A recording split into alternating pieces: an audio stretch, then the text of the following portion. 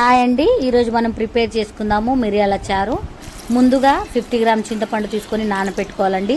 ఒక 5-6 టమాటాలు తీసుకొని నీట్గా కడిగి పీసెస్గా కట్ చేసుకొని ఒక బౌల్లో వేసేసుకోవాలి. దాని తర్వాత అవి మొత్తగా వాటిలోంచి గ్రేవీ వచ్చేదాకా మొత్తం మెత్తగా మెదుపుకోవాలండి. దాని తర్వాత ముందుగా నానబెట్టిన చింతపండు చారుని దాని లోపల కలిపేసేసుకోవాలండి. కలిపేసుకున్న తర్వాత సాల్ట్ టేస్ట్ ఎట్లుందో చూసేసుకొని ఇంకా కొంచెం వాటర్ యాడ్ చేసేసుకోవాలండి. అందులో వాటర్ యాడ్ చేసేసుకున్న తర్వాత నీట్గా కలిపేసుకొని గ్యాస్ మీద ఒక డేక్ష పెట్టేసుకోవాలి.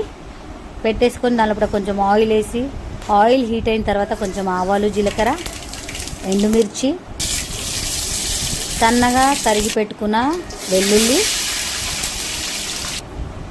కొంచెం కొత్తిమీర, కరివేపాకు వేసేసుకోవాలండి. వేసేసుకొని నీట్గా కలిపేసుకోవాలి. కలుపుకున్న తర్వాత ముందుగా దాని లోపల కొంచెము 1 టీ స్పూన్ పసుపు వేసేసుకోవాలండి.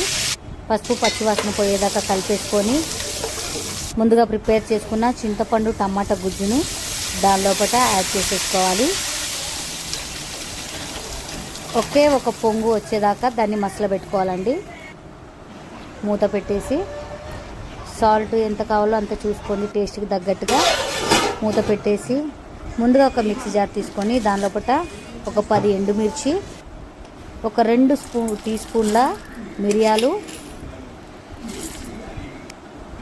దాని లోపల కొంచెము 1 టీ స్పూన్ జీలకర్ర, 1 టీ స్పూన్ ధనియాలు,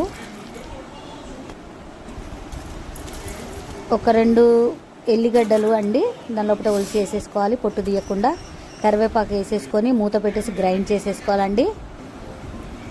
అప్పటి వరకు గ్యాస్ మీద పెట్టిన రసము మసులుతుందండి.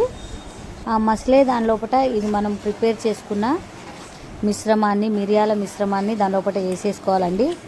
వేసేసుకొని ఒక 2 నిమిషాలు కలిపేసి మూత పెట్టేసి బంద్ చేసేయాలండి. అంతే, ఎంతో రుచికరమైన మిరియాల చారు రెడీ.